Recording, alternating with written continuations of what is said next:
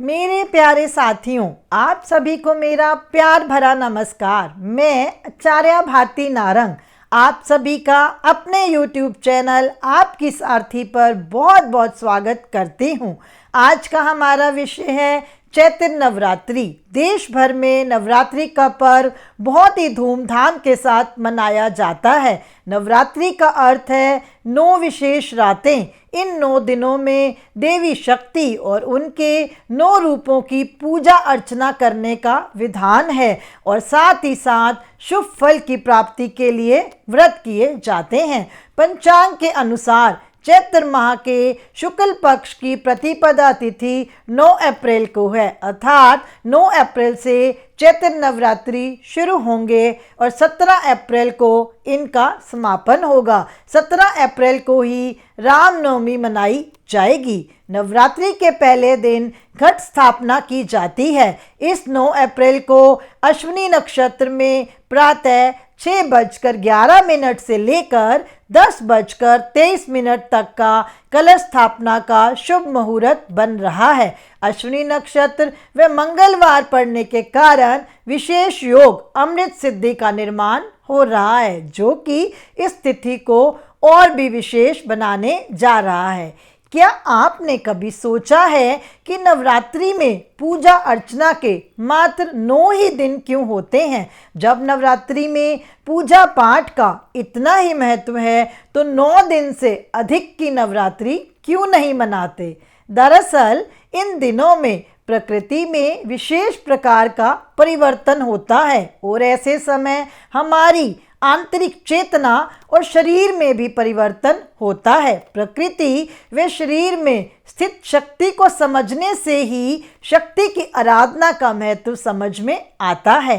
Actually Chaitra व अश्विन के नवरात्रि का जो समय ऋतु परिवर्तन का समय है। ऋतु प्रकृति का हमारे जीवन, चिंतन व धर्म में बहुत ही महत्वपूर्ण स्थान रहा है। इसलिए हमारे ऋषि मुनियों ने बहुत ही सोच विचार कर सर्दी और गर्मी की इन दोनों महत्वपूर्ण ऋतुओं के मिलन के संधि काल को नवरात्रि का नाम दिया। यदि आप उक्त 9 दिनों अर्थात साल के 18 दिनों में अन्न का त्याग कर भक्ति करते हैं तो आपका शरीर और मन पूरे वर्ष स्वस्थ व निश्चिंत रहता है।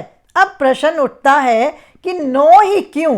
क्योंकि अंकों में 9 अंक पूर्ण होता है। 9 के बाद कोई सिंगल डिजिट नहीं आता है। 9 ग्रहों को ही महत्वपूर्ण माना जाता है, इसलिए साधना भी 9 ही दिनों की उपयुक्त मानी जाती है।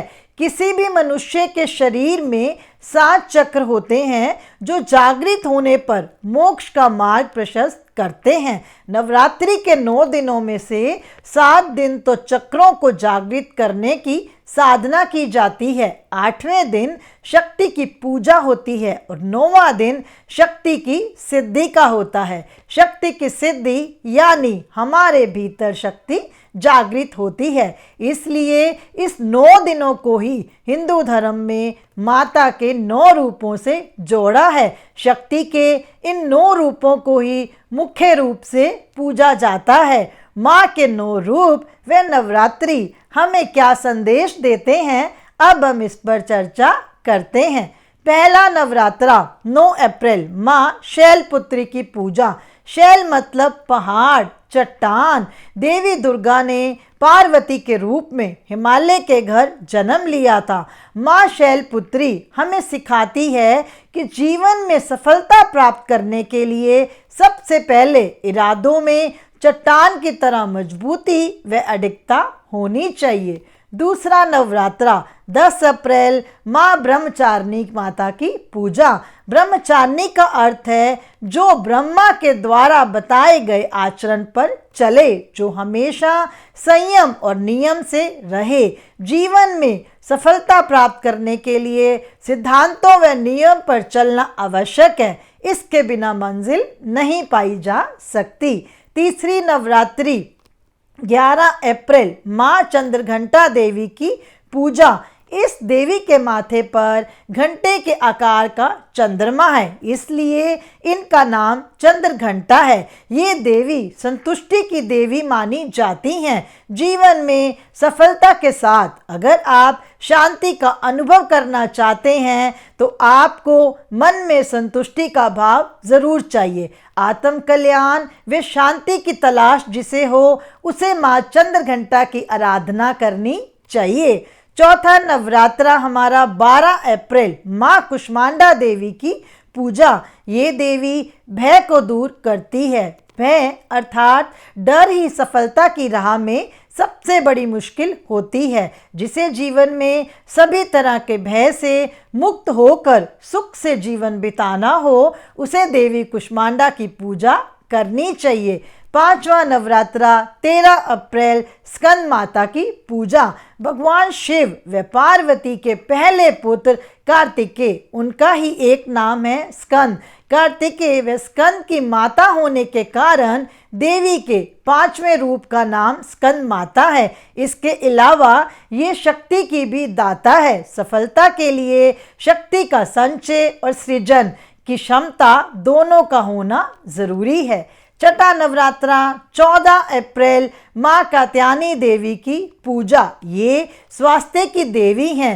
रोग व कमज़ोर शरीर के साथ सफलता हासिल नहीं की जा सकती। मंजिल पाने के लिए शरीर का निरोगी रहना आवश्यक है। जिन्हें भी रोग शोक संताप से मुक्ति चाहिए उन्हें देवी कात्यायनी की आराधना करनी चाहिए। सातवां नवरात्रा 15 अप्रैल काली माता की पूजा। काल यानी समय और रात्रि यानी रात। जो सिद्धियां रात के समय साधना से मिलती हैं वे सब सिद्धियों की देने वाली माता काल रात्रि है। अलौकिक शक्तियां तंत्र सिद्धि मंत्र सिद्धि के लिए इस देवी की उपासना की जाती है।